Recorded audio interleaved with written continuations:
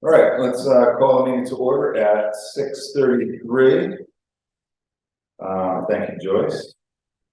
Thank everybody for coming to our regular meeting of May 9th, 2023. First item on the agenda is to approve the minutes from the regular meeting held on April 25th, 2023, and the special meetings held on April 24th and May 1st, respectively, of 2023. I make a motion to approve the minutes from the regular meeting of April 25th, April 20, and special meeting the 24th of April and May 1. Abstain about travel for business. Okay, I will second that. All those in favor? Aye. Okay, next item is audience of citizens. Anybody here? No. Okay, next item is discussion with the Deep River Fire Department. Lee has requested to be on the agenda to go over a number of items. Chief and Deputy Chief Lee and Sheriff are here, as well as the chairman of the Board of Fire Commissioners. If you guys want to come up to the table, we can have a conversation. I hate to say it, but just for the television, if we could get down this side of the camera, that would be great. And actually, if we can do that, we can actually do this. Might make it even better. We just will lose it.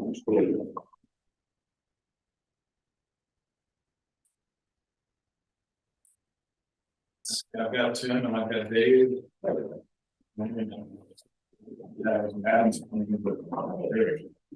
great. Thank you guys for coming. Thank you.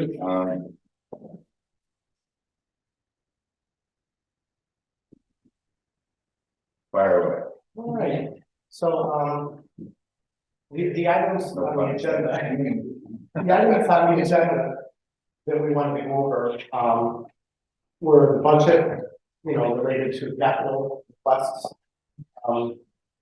status of replacement of the 89 engine, additional air packs, additional air packs funded the ARPA, the needed repairs to the power truck, the new firehouse plan versus a plan to repair the roof. Kind of make this one way or another.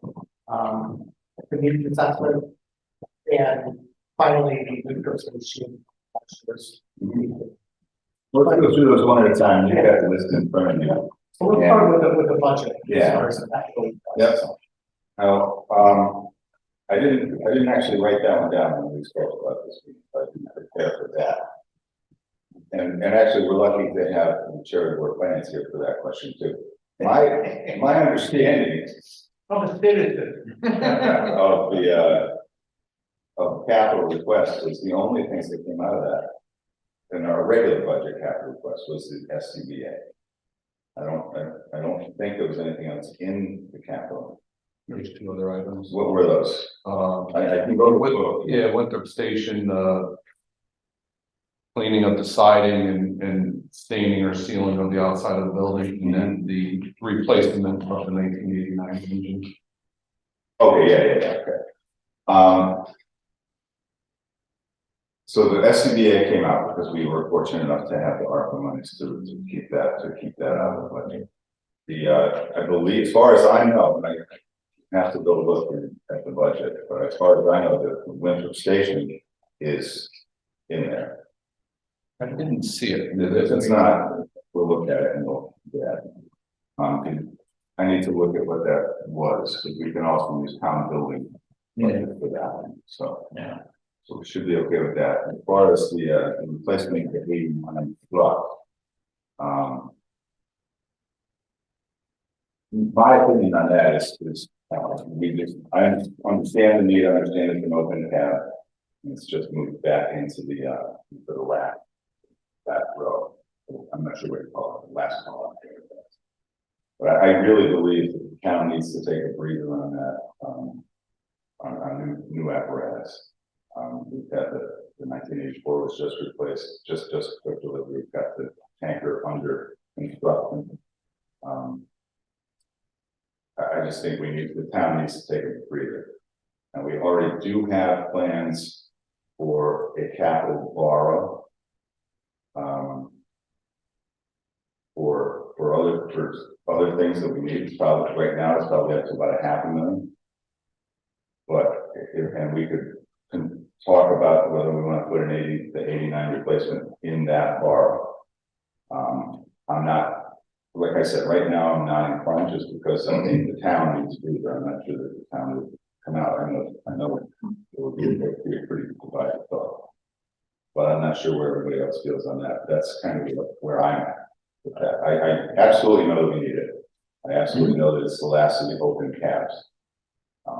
But I do think that we need to breathe it.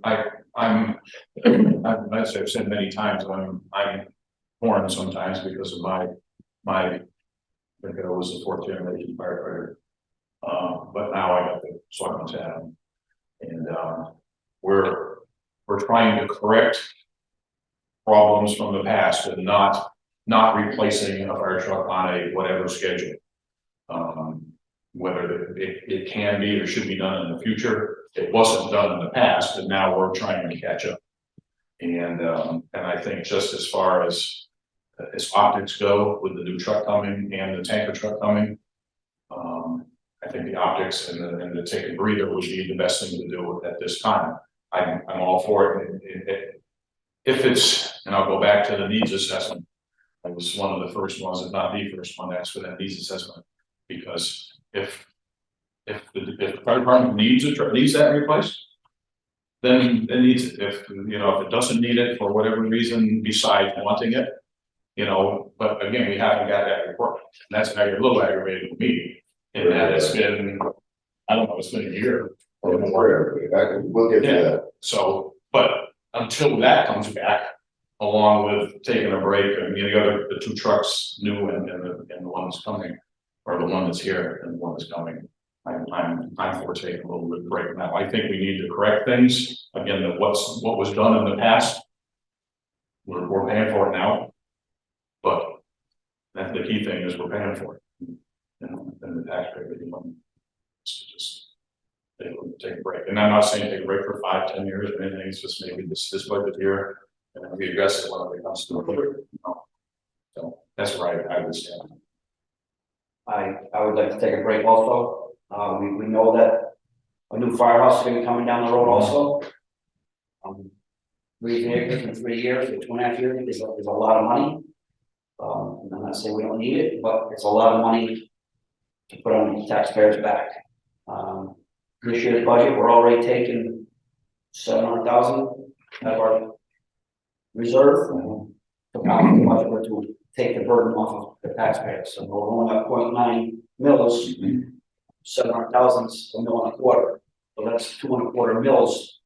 That if we didn't take that reserve money, we'd have taxpayers back. That's a lot of money, knowing that we have a $4, $5, $6, whatever $1 million firehouse.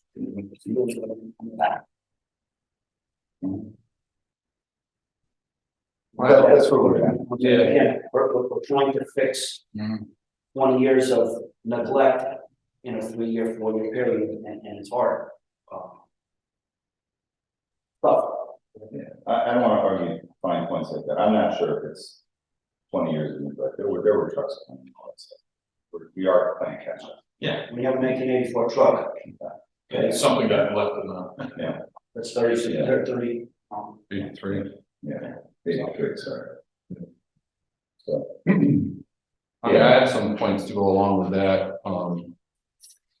So unfortunately, Jim and Dwayne, I don't think you guys were at the meeting that Angus and Bud were at, where we had the consultant come here and talk about the fire truck industry, where it's at and stuff. But truck right now, we're between 3 and 4 years out from the time they sign a contract.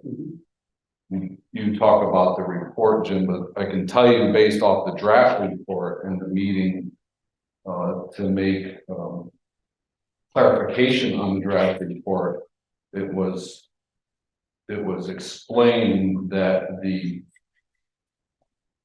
need to replace that 1989 engine is for 2026. It's 3 years out. And it takes 3 to 4 years to build these trucks. So your final report is going to tell you that truck is going to recommend that truck be replaced in 2026, which will make it almost 38 years old. 37 to 38 years old. Mhm.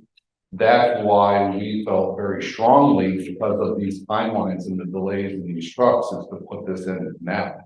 Yep. Because they are so far out and it would follow the report that we all wanted to do. Mhm. There was something there too where there's no, and this gets tricky with capital planning and forecasting because of the way the industry is, right? From what we heard, where you sign a contract, but there's fine language in there around change orders, cost increases because it's so far out, that they have the ability to do so, but you're also not on the hook for any payments until they actually start production of that vehicle. So you could give them the thumbs up now, and you're not paying for 2 or 3 years. Right. And again, not that you can rely on that, but it's all part of that picture that he painted for us that night. That they're not requiring 50% down right now when you sign the contract. So even to move forward with understanding how we would make a commitment and what that looks like down the road, knowing it's gonna be out a couple of years. How do you explain that to the taxpayers? Fine, totally understand it. You know, it's a brave new world for everyone with this type of purchasing that's going on, but I think that was another key aspect of it too. Well, listen, I would be happy to further conversations with that group or one of these consultants or something like that to talk about that.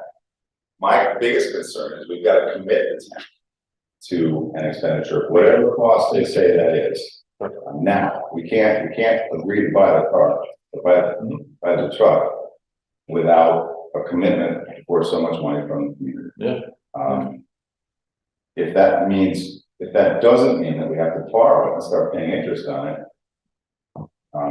and take delivery for 4 years, that's better, you know, so what I'm happy to explore that. I don't think that's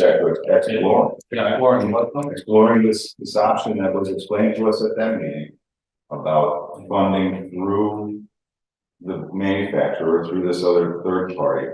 What I did not like about that, and I don't think anybody could like about that, is that there's just explicit language in the contract, not even with a change order, that this can just, the price of this can change at their whim. Now, I'm assuming that they're not gonna do it on a whim, they're gonna do it with some serious cost. But that's another thing, when you go out 4 years and we get a commitment from the town for $1 million, because that's what it's gonna cost now. And then 2 years down the road, they say, well, we're halfway finished construction, but you know, the cost has gone up another $250,000. I'm not sure how to deal with that. So if we can get a commitment from them for a cost, then, you know, I'm happy to explore some of that further. But for right now, for this budget, and the other end of that too, is I really would like very much to continue with the grant applications. And the town has been very successful in the past couple of years with grants outside of the fire department. But we had Chester, I don't know how Chester got it, we didn't get it for the SCBA stuff. So I'd like to explore, get back and put a grant writing team together. We've got a woman from who is volunteers and start helping with some grants. So I'm sure would be happy to come in and try. In the meanwhile, continue to try to push this forward with grants. Maybe change it up a little bit. I think the issue with continuously pushing these projects off, and now they're going to pile up on one another again. Understood. But then, you know, there's the other part of that comes back to things that I read in the study, things that I just know anyway. You know, once we get past this truck where it's the open cab is, you know, as soon as you guys explained to me the open cab thing a few years ago, that's when I was all in. I had to replace that last one. Once we get past that, I honestly don't think, I think the study says, you know, age is not the only reason to change that truck. You got a truck that goes out for 25 calls a year.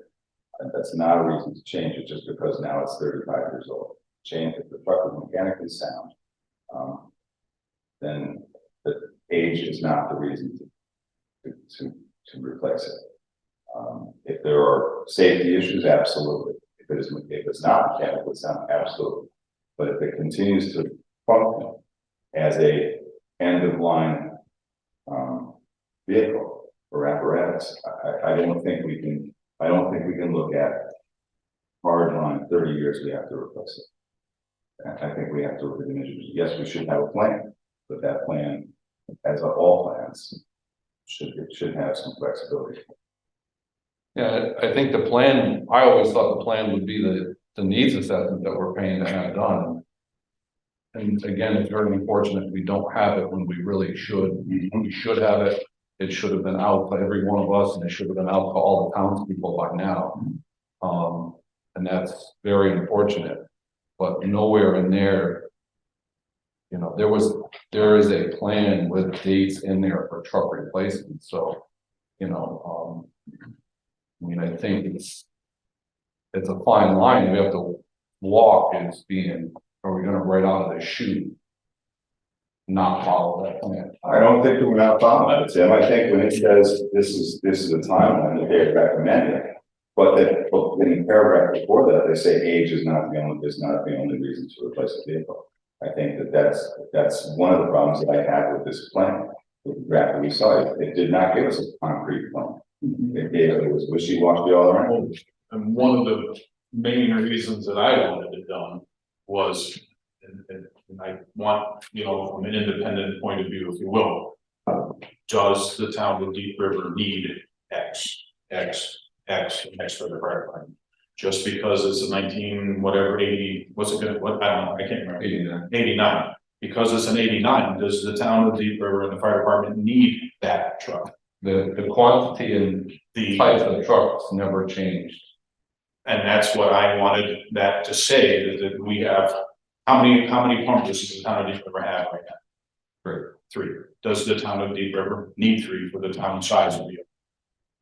Per the conversation we had with them, yes. But it doesn't say that. When we That asked was the very first thing that I replied to them was that I instigated the report. Is it's one thing to want stuff, it's another thing to need stuff. And if we need it, I'm 150,000% on board. But if the report came back and said, because of the size of the town of Deep River, and I'll throw it out there, mutual aid and all that kind of stuff, that truck in reserve isn't necessary for the fire protection in the town, then that's another thing. But again, we haven't got that back. And they might say and hold right on to the fact that it's old and needs to be replaced, and you need 3 pumpers and all that kind of stuff. But that was the main reason I wanted it, and I referred to it, you know, when I was running the Chester Airport, I had a want list and a need list. My want list didn't get that, I didn't get it very much, it was more the need stuff. And I'm not questioning in any way, shape, or form your ferocity and passion when it comes to that. I get it 100%. But I just would like to have someone say that, yes, we need those 3 pumpers. Or we should have 4. Well, or, you know. getting back to your other comment about the truck in reserve, from what you remember when you were a member of the department had 4 engines. One was a reserve piece that stepped in when others broke down and were up for service and all that stuff. So when the tanker came into play, because we had no place to store it, we had to do away with that reserve engine. So the town, for the longest time, for many years, decades, had 4 engines. And towns needs and whatnot change. There's by far nowhere near as many structure fires in the town of Deep River now than there was back in that day too. And you can correct me if I'm wrong, but what we had the places, and we had one funeral home, and we had a lot of big fires and technology with home. And part of his job is to go around and make sure the businesses and all that are properly protected so that we don't burn business to the foundation anymore. You know, and so again, I'm not trying to be argumentative. I'm just trying to think that what was 30 years ago isn't now. The town is bigger, there's more people, but I think we as individuals protect ourselves better and have alarms, and we have ring cameras and all that kind of stuff now that you know, the emergency services, whether it be police, fire, or ambulance, whatever, are notified in a much timelier manner than when the fire horn used to go when you'd be outside because we didn't have pagers and go, what's that? Well, You know, we so- have to get a little creative. Oh, yeah. Just spent in the past 2 years, we've spent 6% of our budget on fire apparatus and fire equipment. And that excludes things like, what we've done with interest. So, understanding the need, we need to figure how to fund it, how to do it, that doesn't dig us deeper into the hole. And understanding also that moving forward, especially when we'll get to the report. But especially when the report comes out and goes to us and all of us and goes public and we have a public showing of the report upstairs, hopefully from the vendor, that depending on how that is presented and how it's taken by the townspeople, this does not have to wait until a normal budget, correct? Nothing has to wait. No, just, I mean, I was gonna say, this time this year's budget, doesn't mean theoretically, next month, we couldn't be back addressing it and say, It should be in the capital. It should be, but I mean- in time, and it is in the capital plan, so. It's just not funded this year. The only last point I wanna make is just, and I don't know off the top of my head for sure, but you have to remember too, is that piece that sits in the back of the station, it sits in the back of the station because it's second due out of headquarters, or third due out for fires, out of just that station. But it also goes front line whenever we have any sort of breakdown or maintenance or anything like that. And over this past year, the one that we are sliding to the back had numerous issues that made it so that the 1983 had to go front line. So we go down there, we pull thermal imaging cameras, gas meters, extra packs and bottles, or all that stuff is taken off of that piece that goes out of service and shoved in compartments and other stuff on the other piece so that it can go front line and be out first out the door. So yes, it might be second new engine out of headquarters for call for fire alarms and fires, but yet it will be, just because we have new stuff today doesn't mean it's any more reliable than the older stuff. Maybe we replaced the wrong truck. So, you know, There's one other point you may want to bring up. And looking at the price of new apparatus for comparable size engine, it's been going up around $100,000 a year, Yeah. every year. And it's a number that doesn't make sense. You can't put your arms around such an enormous increase, but it's got everything to do with the supply and demand of them, and all the component parts, you know, the Cummins engines and pumps and tanks and. Cummins engine alone had a huge increase. And with talking with the consultant just on a project he was working on during Cummins putting forth this bulletin that they had a price increase. He had a project that went up $83,000 or $89,000 because of the engine and emissions and transmission and all of that stuff. On one project. So, you know, and there's a million reasons. Right, so that alone is not a reason to push it forward, it's just something. absolutely different thoughts, yeah. Ridiculous, every year. All these things, believe me, I want to make sure that everybody understands this is not something we're just ignoring and forgetting about. Correct. It weighs on us all the time. Every time we go through a budget process, you know, the last 4 months have been preparing budget. And this particular year was an awful lot of national activity. But it's not something that we're not thinking about. It's something we're always trying to think about, always trying to plan for. And we all are very aware about the cost of everything is going up. And all of the things like these trucks, it's just, like you said, it's unfathomable how any industry can do that. I mean, at the end of the day, everybody in this room are all taxpayers as well, Oh, yeah. including myself and Adam and all our fire commissioners, so. You know, that's kind of different than maybe some of the other people that are coming down here looking for money, so wholeheartedly, we all get it. That, you know, nobody wants higher taxes, like that, but we have a job to do also that we're trying to do down there. Absolutely. Absolutely. And, you know, when I say, you know, over the past 2 years, 6% of the budget is going into new capital expenditures. that's not said lightly, but we understand that, you know, after education, the fire department is next in our budget. And that's rightful, that's what it should be. But, you know, when you talk about other people coming to ask for money, other people get turned down for a lot less money. So, you know, our library is a passion of mine. And we're not funding them anywhere near where I would like to. So, and you can go down the list. If you want. I'm pro. I've been advocating for a tipper for the town for years now. And all we need is one veteran injury. Yeah. It's gonna cost the taxpayers and insurance for our money. Yeah. Not to end that, but if you're ready to move on, I think let's go right to the report because it's fresh in our minds. Yeah, you wanna cover the SCBA real quick? Yeah, sure. As part of the budget?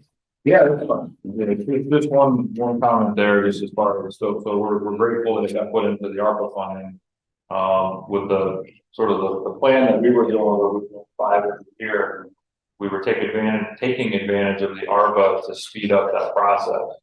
And hope to get 10 this year, so we got the ARPA funding and we had our regular capital plan. That would get us to 10, and that would actually finish the complement of the fleet of airbags.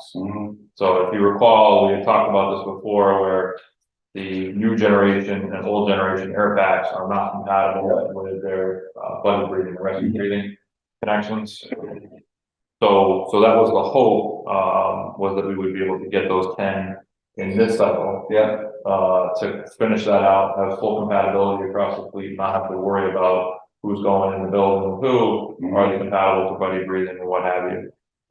That being said, we went back and kind of sharpened our pencils a little bit and looked at our inventories. And Gwen, I've got some stuff to show you here in a second, but I've already ordered the 5 airbags for the ARPA, but we held off on what we had originally talked about with the bottles, because we wanted to look at some other sort of opportunities we could, or options.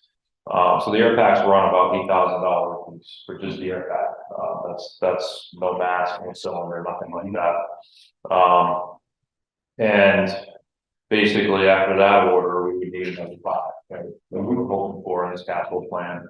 What we were looking at was that if we kind of pared down how many cylinders we had in stock, so that the spare cylinders, anytime you go to a fire, you'll see a red tarp laid out, a whole bunch of cylinders laying there, right? The bottle change outs.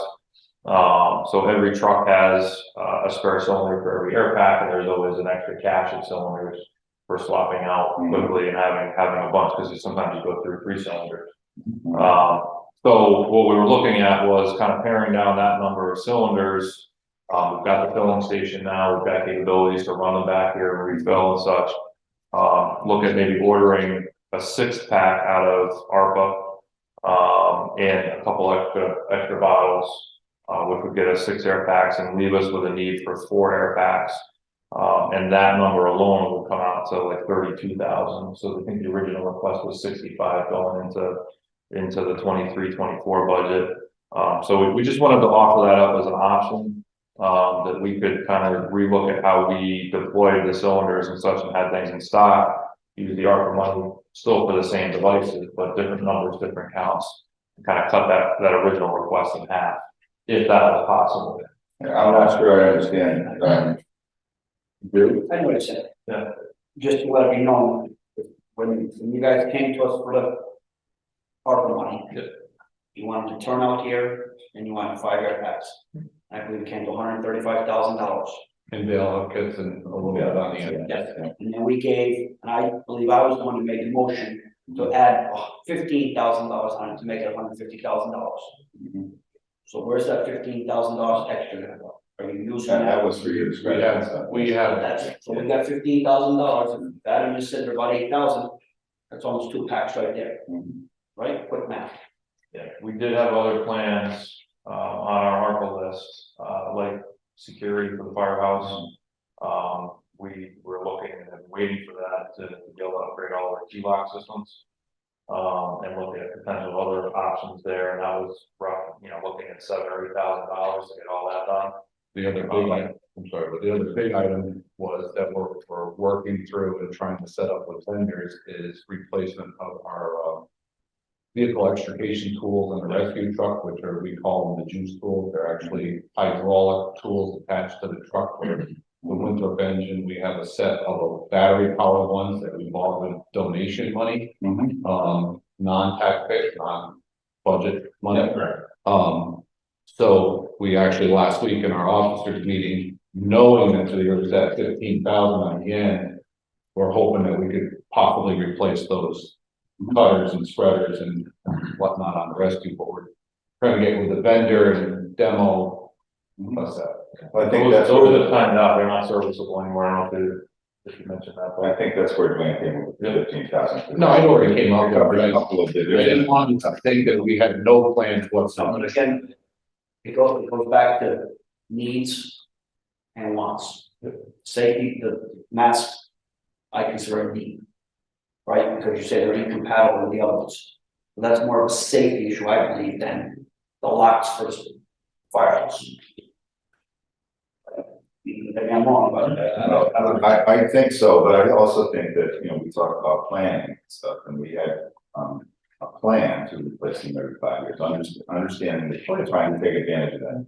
But one of the reasons that I supported that particular plan was because when these age out, and this is the whole purpose of these masks, actually age out, you can't use them anymore. And we didn't want to get hammered with 10 or 20 all at the same time. We wanted to spread out that cost over the 5 or 4 year period it takes to replace them all. Or 6 years, or whatever that is. And that is where I fell into, let's take advantage of that for the benefit of the whole of the community, taxpayers and all that kind of stuff. And I think I might know where Adam might respond to that And as, stick to the plan. is the compatibility. Compatibility is a whole other way That we didn't know how to do same thing, air packs and, you know, when these time out in 15 years, they're gonna look a lot different. And so that may not even be feasible at some point, Yeah. you know, we've spread out, you know, we've got a total of 29 of them. We look at what we have across the fleet and what we have issued to our chief officers. And we've spread that out over, 4 years now, Right.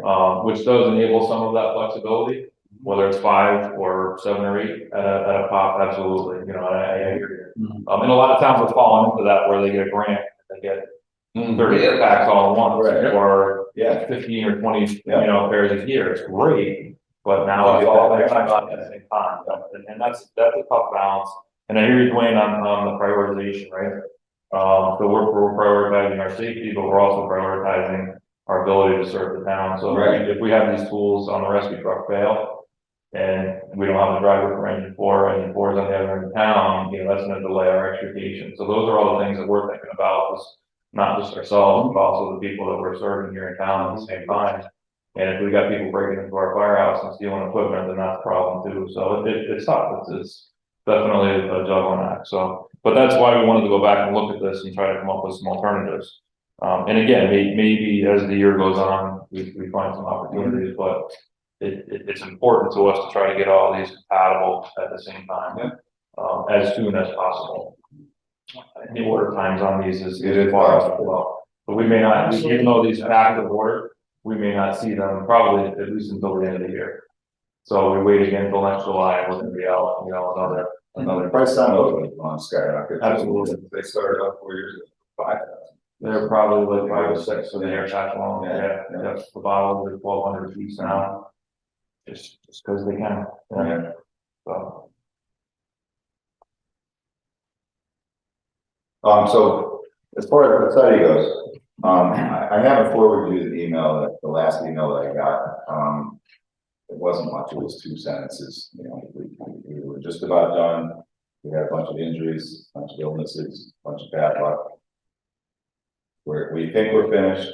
We will be finished with it shortly. Barring any other illnesses. Yeah, that was last week. Oh, really? If I was told it was done 2 months ago.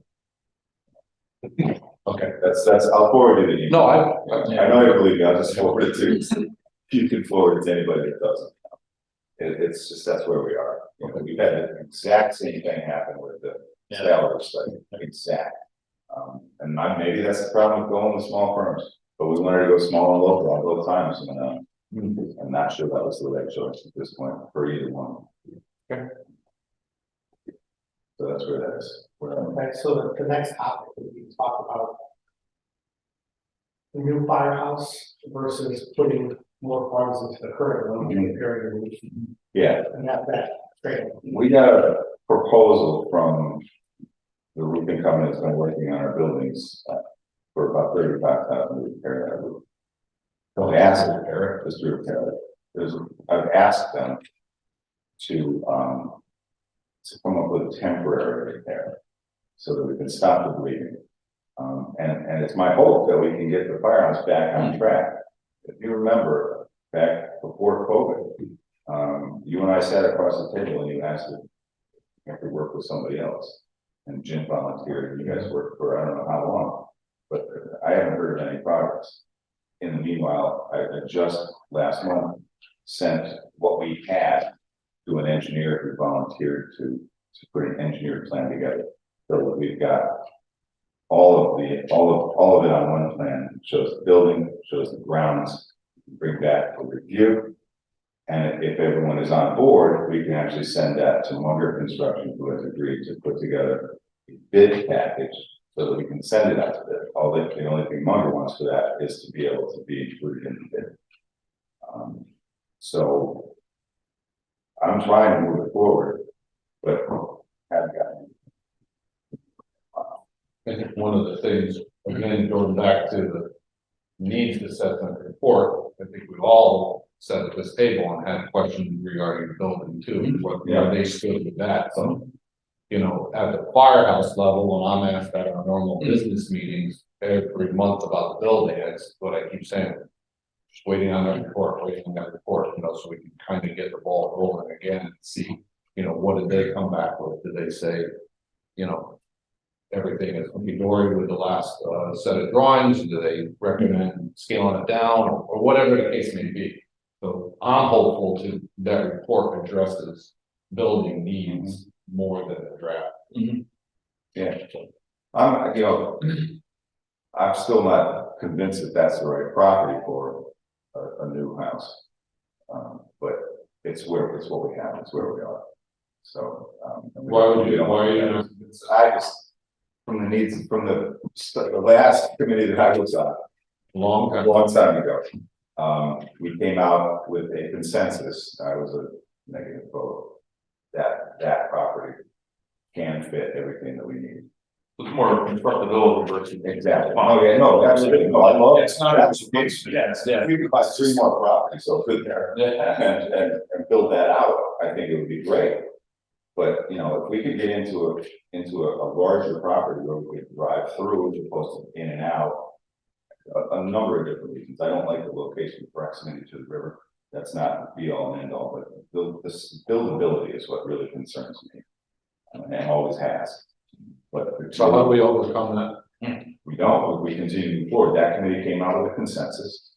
And the community has moved forward, has tried to move forward with building on that now. We can make it fit. My concern is making it fit is not the best way to go all the time, you know? What about opportunities currently with like Citizens Bank for sale property, which property wise is a tiny little bit bigger than what we have down there now, including the fire department house. Yeah. Or even Doc Lodge property up here across the Yeah, package I store. know. Properties that are for sale. I haven't looked at that. I did look at the bank property, very hard for the town to own it. But the area of that land is not really that much bigger than what we are now. And it's a tight corner.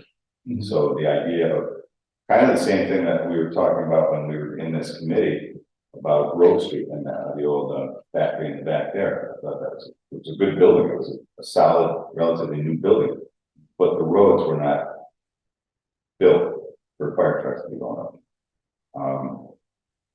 The same thing here, you know, that corner on High Street is not a straight up 90, it's a tight corner. I think it's sort of coming in and out. On the Main Street?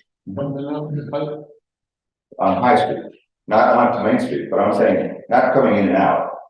But it's the same, it would be the same as it is there, that the area is not big enough to accommodate all that we need to do without having the same situation there.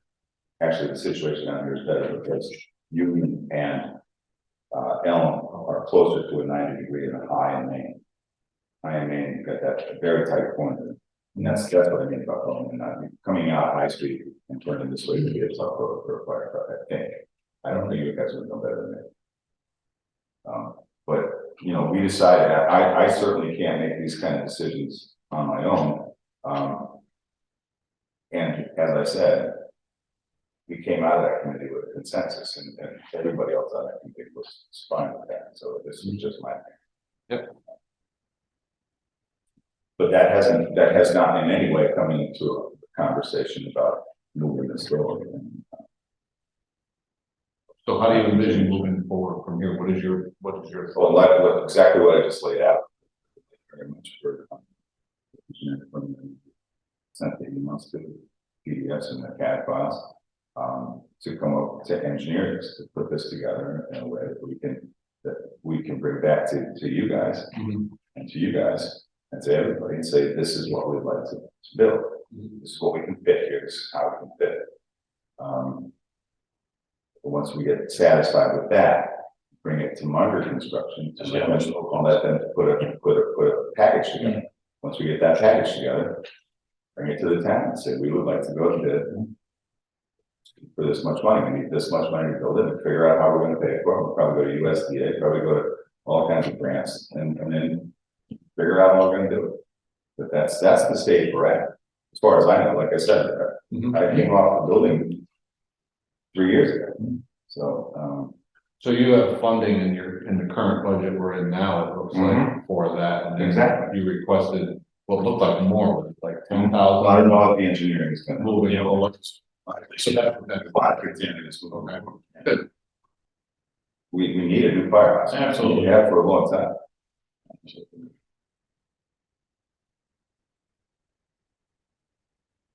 I guess maybe you can't even answer it, but with today's times the way they are and the hard work that you're having to put into the budget and being hit so hard from outside things now, where do you envision the firehouse being and thought wise, and how do the three of you get behind it to support it? Because without the support from the three of you, it makes it very hard to put any sort of project through.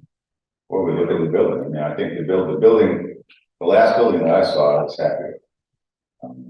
I'm talking about the number. No, I understand. But I get behind it first and foremost, because it's something that I think is vital, you know. And that's when I get behind it. We get behind it.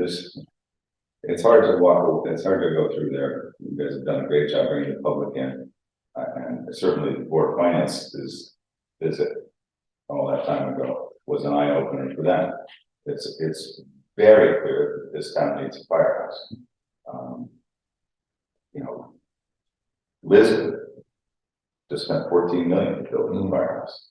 And that's a town I mean, they're very different from us, but there's population is the same. No, there's some big numbers up there. Yeah, but they bought property. And they're really doing a lot of work. I would think that this town would get behind that. The fire department's an important part of this. But that also comes into, I would love to be able to work fast enough to be able to put that borrow in the same borrow. So we stretch it out over many years. It doesn't have that much of an impact. The truck I'm talking about, The truck. into the firehouse. And I know you have some concerns about that, but I think that's the best way for us to fund that. And have the least amount of impact financially, and it moves us forward in two directions, right? It gets us a firehouse and it gets us the truck. And I think the firehouse will be done before the truck gets here, but yeah. no, I do. I don't think the firehouse construction, the biggest part of that is going to be where we go while we're tearing that down. That's the biggest concern. So to kind of think about that, and I know there's been a committee that talked about the existing location of this headquarters location, but the main station. Has anybody given any serious thought to the property out at Ball Road that they could build kind of across the rails. I know it's been brought up many years, but yeah, was it ever looked at?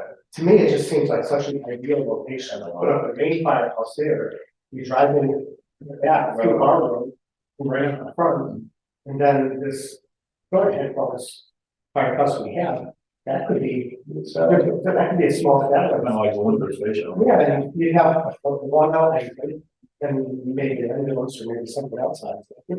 And by doing that, it takes away the whole need for what do we do for house while it's under construction.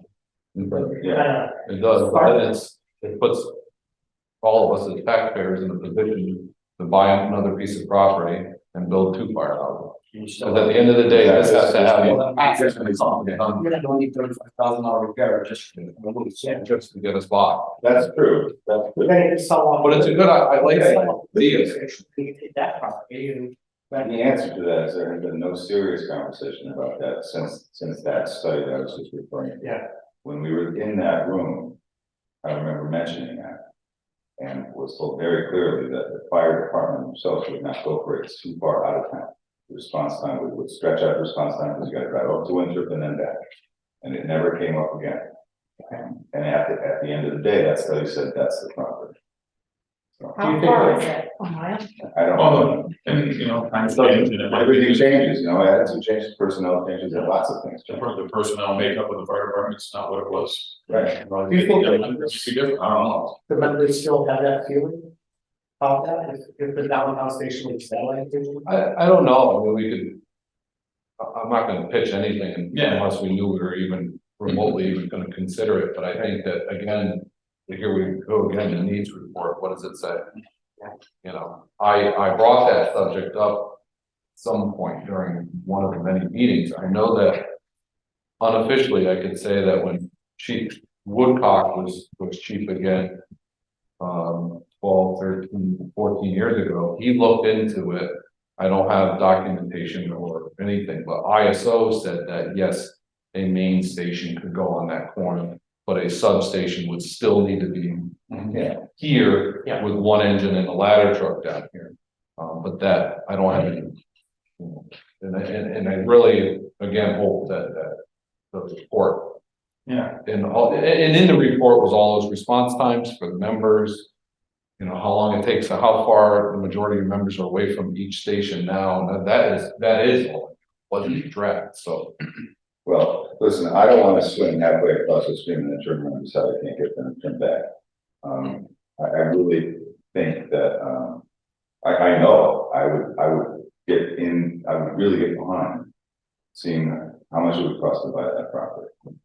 How much it would cost to bring this up to speed to be a satellite, a good satellite, because this still would be, we would have to dress this up. Not just fix it, but dress it up, we're coming into that.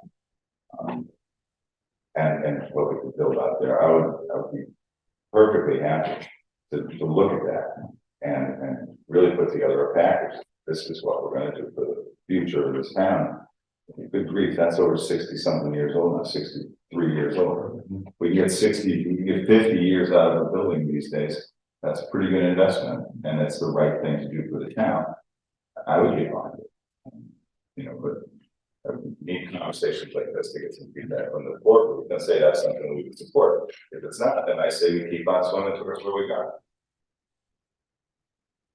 I mean, I think we have to know for sure that, again, it's not gonna affect people's insurance rates and stuff like that. Yeah. Directly across the street. You know, that's a project for someone, not myself, you know, someone outside of me to address that, you know, so I don't know how we would do it. Well, we could talk to Kermit and see if they have any idea what we would do about, we we're gonna move the main firehouse. Mile and a half out of there. You just have to have a reevaluation by ISO to make sure that the ISO rating doesn't change. What does that cost? I don't know. It might not cost anything, Find out. I mean, I'm happy to move that forward. We have not put a shovel in the ground. So we do, there's always room for options for change. I feel different. Okay. I'd say stay the course going right here. Cause you're gonna have to put, you already know $35,000 Mhm. what we have. So ultimately, you gotta put $100,000. Yeah. Easily. Yeah. Now you're gonna have 2 stations, double insurance, double power. 3 stations. You're gonna have 3 stations. Well, We have to stay, it's not, you stay with two stations. Yeah, we would get rid of that. Get rid of the one, You can close with the top. solid. Well, that's where ISO would come in, but again, unofficially that. Now you're far away from my house, from my insurance. You're in with it? Forget about the window. That's a killer. If you look at the map, it's closer to the center of town. But it is further from the higher population. Listen, I'm not saying this is what I'm gonna do, I'm saying I would support it if we wanted to do it, just to do it. In the meanwhile, I do wanna continue with the course of it. So, Yeah, we gotta keep this shit moving. yeah, Yeah. And then the last topic would just be the windows, which. Windows? yeah, Enlighten me, what happened? we, put new we had garage capital, expenditure a couple of years, last year, we put the new doors on there, they look great. Oh, they look great. I made a mistake when I signed the contract for that, I didn't read it carefully, and it did not say insulated windows. Well, wait a minute, wait, you're not gonna take full responsibility of that, because I solicited the bids. And. Even my stamp of approval and sent it to Angus, I came down and requested a special meeting with Angus when I discovered that this was a problem. So I take as much responsibility here as he does, as the leader of the fire department that shouldn't have happened. Now, why somebody would quote doors for a firehouse in New England that are not insulated, that's a different subject. I'm not very happy about, but I need to say, Yeah, we signed it. at the end of the day, I signed off on it and it went to this office where it got signed off on. It got overlooked. Why this, like I said, I didn't know about the history, I saw the glass doors, it's not. The doors went on, and it's beautiful, I've gotten calls, I got emails about how the station looks, the new signs about the doors and the door, everything else, and it was very disheartening when Yeah. we found this out and then read the fine print and see that they're uninsulated. Well, what's the remedy? Do they put all brand new doors on, or do they just replace the glass, or what's the remedy? Do we know what the remedy is? Yeah, Tim went back to the. No, not like glasses, the remedy. Well, that's the question that I have, and honestly, it got backburned in my brain because of the budget, I just lost track of it. But Tim got a proposal to fix it, and I don't remember frankly whether that was replacement doors or replacement of glass, but it was not cheap. It was not cheap. They had to go back to Clopay and Clopay's engineering because obviously they're adding more weight to the. The littler door is not as much of an issue as that. Insulated glass weighs more than uninsulated glass. Insulated. Oh, maybe two, yeah, never. So they went to Clopay engineers came back with a proposal. I don't have it in front of me. Yeah, I know that's in. So there is a remedy to it. It's just the cost factor, which is just the unfortunate part of it. Mm-hmm. So I guess a stupid question is. What's the difference between insulated and not? Besides, you're gonna lose some heat during the time.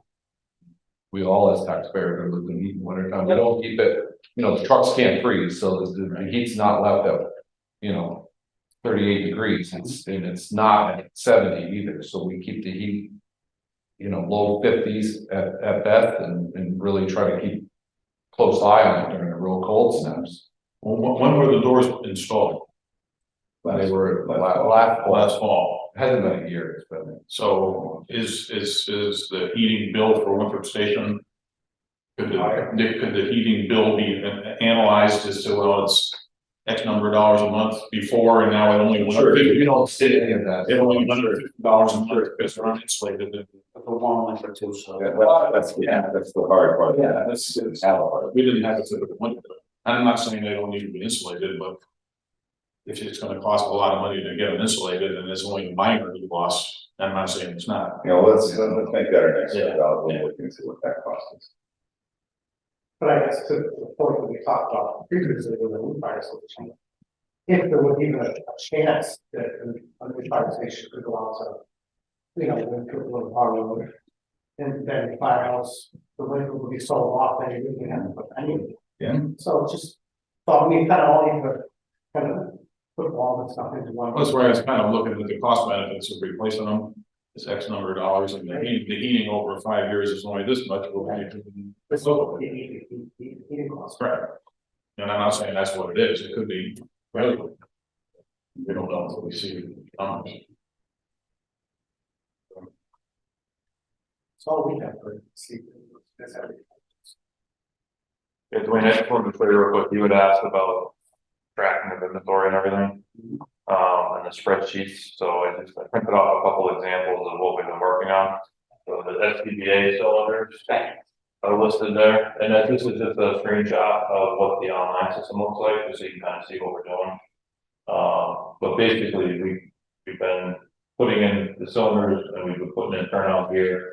I mean, the intent is to have, you know, the majority of all of our equipment in here listed. But we can actually track it with issue to, we can track and I highlighted the column there that shows the end of service life. So we can actually filter by that date, so it gives us a lot of flexibility in tracking, which is having to flip through, you know, notebooks and stuff like that. So just so you get an idea of what we're working on. This is a simple thing that I asked for. Yes. Because now, who's ever sitting in these seats in 2035, it's a. No, that you probably. Yeah. That for the public forecast. Yeah. Versus also come up and say we need 29 packs. Yeah. At $8,000 a piece. It's all about just proper plan. Yeah. Yeah, no, and that kind of stuff can actually go into the capital plan with that date on it. So as things go forward. I kind of look at it as a business, and as a business, you gotta keep track of your inventory and all that kind of stuff. And it's the same thing, only it's inventory that you can pay for. Whether it's fire exits or fire coats or spare tires or, you know, or whatever it happens to be, or fixing the rotator on the power line. That was- I forgot. I signaled that. Just so everybody in here realizes. There's a lot of inventory down there, a lot of end of service dates on hose, on gears. I mean, like Adam said, like every set of gear when it comes in, it gets inventory, it gets marked with it so that we know that I have set number such and such. Some people have pants number, whatever, but coat number this because people are different sizes and whatnot. So that gets jumbled around. So that is all tracked upstairs and in the engineer's office and through ring binders and things like that. So it's a target we are working towards. Right. It's not going to happen overnight, but we are I definitely think working. it needs to move that direction because We had, the engineer has more important things to do than your brother yeah. going through 3 ring binders because it's there someplace, please go to a computer screen and have them for seconds. It's time, your time's value, his time's value, your time, everybody's time's valuable. And the more efficient you can make it, and I know it can't be done overnight. No, we're working towards Yeah. it. With the new stuff that Adam, you know, the first two and all of this stuff. That he brought in that's helping out on the fire marshal side that trickles over to our side that now we can put inventory in. And we can start putting our water supply locations in there. We can track when the last time we inspected tanks and checking water levels or cut brush at dry hydrants and all of that stuff, but it's gonna take us time to get there, you know. And I appreciate it, and again, since I've sat here for 7 years, I like to be transparent. So when the taxpayer asks me, I can say, this is why I voted for something, or this is why I didn't vote. And I don't wanna kick a horse that happened a couple years ago, when we ordered that Ford fire truck. We had passed the budget upstairs for $650,000, the next week we came down here, we moved another 100,000. I was upset with that because all that should be lumped in. And it was about outfitting the truck, correct? That's what the council. We can have that conversation. No, but I'm saying, Let me finish. We can have that conversation another time because that was a complete misunderstanding and what you're saying now wasn't actually the case. The numbers in the equipment was always in the number. We separated it, that's all of it. Yeah, So that could be another So I conversation. don't wanna argue about it too much, I wanna be transparent, so when a taxpayer asks me, I know what I'm talking about, instead of saying, "Oh, I'm not quite sure, that's all. Understood. It helps us demonstrate that we are, and I know you guys know this, but everyone can see that we're fiscally responsible too. That, you know, we were sitting upstairs in the chief's office for, you know, an hour, going through an hour and a half, going after the meeting, going through all of our gear inventory, trying to figure out who the right fit was for this new gear that we are in. And we have gear that comes back. And we can go to the inventory, and all right, we've got people that are interior, need gear. We can put them in this gear that we have in stock. We don't just throw it away. And we keep it, we use it for 10 years. And we can rotate through the gear, and not everybody gets a new set right away. And based on a lot of different factors. You know, how often they're going calls, are they active, need gear? So all of this helps us make sure that we're maximizing what we get out of this expensive equipment too. So, yeah. Just, go ahead, Joyce, you had a question. It's a question as a resident. Yeah. And, I'm probably just ignorant, but I just had a question for the windows at Windham Station. The doors? The windows are not insulated. If it's so much money, would you put plastic on them during the winter? Like, I know houses do that and stuff if it's drafty and everything. I mean, I know it wouldn't look aesthetically pleasing, but would it? And I'm sorry if it's ignorant, I'm just. It's not ignorant. I don't have an answer to that question. I don't know if you, what you would. I was actually thinking paint drips. Since, Yeah. that if it's drafty, they put, during the winter, they put, plastic over them. Just so the draft doesn't come in. Yeah, these are not, they're airtight, they're not drafty by any means. Oh. It's not like, I mean, at this station, when the wind blows, our curtains move. Yeah. You know, but out there, you don't, these doors are tight and they're not drafty, they're uninsulated. Yeah, so I don't know if plastic would help for that. I don't know. I don't know. But we'll just try to get that done way before that. Figure out how to. So we did have that last point, which was on the, repair of the power shut, that's. Oh, yeah. You know, when you guys brought that up, I think it was here at the budget meeting, we talked about it. And the question was, does it need to be done immediately? And that's what I thought, and my feeling on it is, if that's something that needs to get done, then we go to the town, we need to do it. It does need to be done. I think after that meeting, you were gonna talk with Bud to kind of see where things would have to come from and whatnot, but we need to get approval so we can get it. Yeah, maybe I was misinterpreting it, it needs to be done, but it doesn't need to be now. And We don't know. Give some time. Yeah. It could break tomorrow, or it could break in a year. We don't, it's kind of like just waiting. And it's showing those signs of the leakage when you open up the electrical cabinet, you see the oil in there, so it's failing, we just don't know when it's gonna be catastrophically fail. Well, That's getting yeah, that's a good current estimate, and we'll get to the board of finance in a couple of weeks. The latest estimate was around 24, right? Well, we'll get, like you said, we'll get the vendor to give us an up-to-date estimate. Time of. From a daytime, if you like. Lead time. George can't fix it? I'm all Okay, yeah. All right, thank you, guys. set.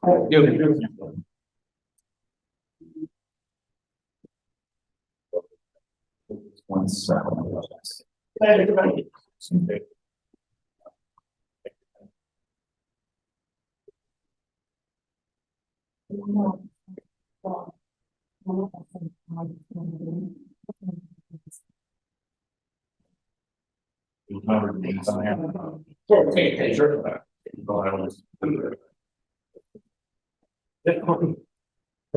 Yeah, this is the company that we're working with. What in mind?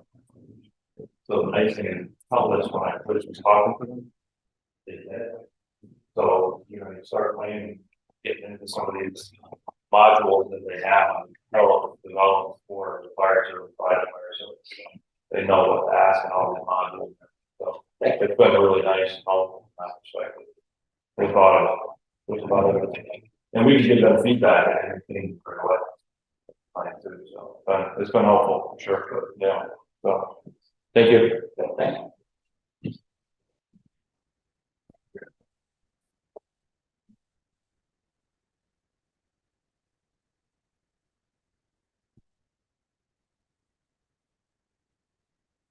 Yeah. That's it.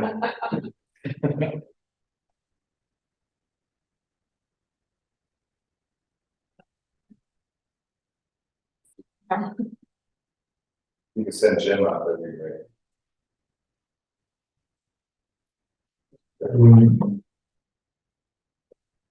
See.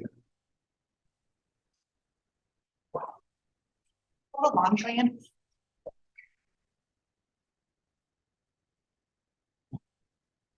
Not sure.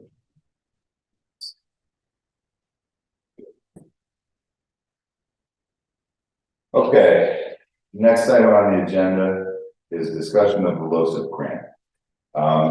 You guys are familiar, going through the budget season, what LoCIP, I can't tell you what the acronym is, but it's a basically a capital improvements project. Oh, it goes to the local capital. Local capital. I just looked it up last week. Over the past couple of years, we have not expended it, and it builds up year after year. We've got a few projects that I'd like to use it for. As I was getting ready to do that, I noticed that they changed, OPM has changed the rules, and we have to bring it to town meeting, not to spend the before, it was just, as long as it was part of it, it didn't matter. So what I'd like to do is talk with you guys, and I don't have the exact number. But we have approximately $137,500. So it's kind of using what is it? I have a bid on the repair of the irrigation system on the town green. That's important that we get that done. Last year's drought kind of pretty much said that as much as we probably would not have watered as much. We would have watered and it would have stayed a little greener. That bid was for about 6 months ago, so I'm sure I need to go up, but that was a $32,000 bid. I'd like to replace the sidewalk that goes from the highway down to Main Street, down Elm Street. When you get the closer you get to the highway, the more that has deteriorated over the past years. I'm not sure if it's salt or what it is, but it's in very bad shape on Western Elm, out close to wherever that's right at the entrance ramp to exit 7. Highway Union? The Highway Union? Highway. Well, the highway union would be the first phase, I'd like to, but there are sections along, especially on the north side of Elm Street that need to be repaired as well. But what I'd like to do is get a bid on that and see how much that's gonna cost, but bring to the town the total of the LoCIP money that we have. And if we have money left over, I don't think we will, I think that side is gonna eat it up, but if we have money left over, we can put that towards taking down dead trees. Well, my big question always was, the sidewalk is next to us, big road, who's responsible for the sidewalk? Well, that was one of the first things that I learned. And can we, as a town, do it within the state? Yeah. Real estate. We actually have to. Okay, They that's- won't touch it. I don't know. Sides right here, or just one side? What I wanted on the Union, I'd like to do both sides from Union to the highway, because that stays on the same side as Hemlock. Trouble with that is that means the bridge can't do that. Well, there's only, from the firehouse to the highway. It's only on one side. I would like to put one on the other side, so that. Oh, you want to pull them on your Have to put, not with this one, the long range plan is to put one on the same side of the road as Hemlock, so that people don't have to cross the highway. Basically cross Route 80 to get on the sidewalk. That's a good number, but you know, Well, there's connectivity grants out there, there's well, state sidewalks. and My state- concern is people, they're gonna lose some of their yard. You're. Okay, yeah, well, Not only that, but the bridge. the bridge is my bigger concern. The yards, yes, but not much. Yeah, really designated crossway up by Yeah. the exit 7 in the meantime or whatever, but I think replacing that is good, that would get out of money. We have to replace it, and I do wanna go all the way from the highway down to Union Street, if we still have money, And and then then we work on both sides of this. Union to here. To get it so that, it is, you know, you're not gonna stumble or anything. Push your baby here, so, you know, wanna keep it rough enough so you don't skateboard it. Smooth You enough so do see a fair amount of people walking. Yeah, oh yeah, no, it's really, you know, it's not for nothing. I did crosswalking few times over the past few weeks. And, it's fun, there's a lot of folks walk that street. And we should get that sidewalk repaired, so. That's what I'd like to do, in order to do that, we need to bring it to town meeting. And I think That wasn't a requirement. No. But does it apply to the new LoSiP, and you can still spend the money the way you want? That's retroactive. Now, And that's no big deal, it's all. we have the money, or we have to spend it and then they reimburse us. Yes. Yes, we have the money, Yeah, no, they did not give us the money until we spent it. oh, that, I gotta tell them, yes, that's wrong. No, this is all, Yeah. No, so it's like any other grant, it's it's like like, any other. we spend it, it's like, It's a reimbursable grant. okay, that was my. Mhm. I think there are ways that you can get the money up front, but we have in the past. They probably want to make sure that when you say you're gonna do them, Right. not put it in the general fund and say, no. The reason I was asking, because we've had it for one, Right. so, yeah. And that's why I wondered if the. If it was retroactive way back, and you could spend the first 2 LoSiPs without going to town meeting. And the third would have to go to town because it's in the rule, so you could start. Yeah, no, that's not, it's very good. Just regardless of how much you have and where, how long you have it, if you're going to spend it, you have to go through the legislative body, which was not the case before. So, it's a little bit awkward, and I guess we don't have to do it as much as I would like to schedule the town meeting. But, we could either do one of 2 things, wait until the next meeting, and I can give you real numbers. I don't think I'll have update of the irrigation on my, I think I can get the sidewalk proposals. But the other is, we could just ask them to move to town meeting to spend the total of the, LoSiP funds on these. For those 2 projects. As much sidewalk as we can get. As much as I can. If you're going to do that, do you have to add to the agenda possible action on this discussion? Discussion of the LoSiP. I don't think so. Sure, I could be correct. What's the total amount that we have? It's in the vicinity of 137,500. Why don't we wait? Yeah, I mean, Let's take the numbers. It's more complicated. Next year, then you can talk with the finance about it. you're gonna have NAA as well. Right. Yeah, so we'll do that. That's what we'll do. So just so you guys are aware, it was a good discussion. We'll vote on it next time. All right? Anything else? No. Good. All right. Just again, folks that are watching this on TV, pay attention to Memorial Day. If you come to our event, our normal parade, we are opening up a time capsule. We're gonna have a little bit of a ceremony, not as much as we had hoped, but we're gonna have a little ceremony about sort of to honor the 100th anniversary of the Eagle being put in over at the town green. And it's pretty big deal to me. Yeah, I think it's very big deal. Vets, and it really was installed to honor the vets from the Civil War and World War. Yeah. It's a big deal for the town. It is, yeah. Very So come on out and bring a bottle of water Yeah, and enjoy the ceremony. Other than that, if you guys don't have anything, I'll take your motion. I make a motion to adjourn at 7:49. All those in favor, say Second. all those in favor. Here we go. All right, thank you guys.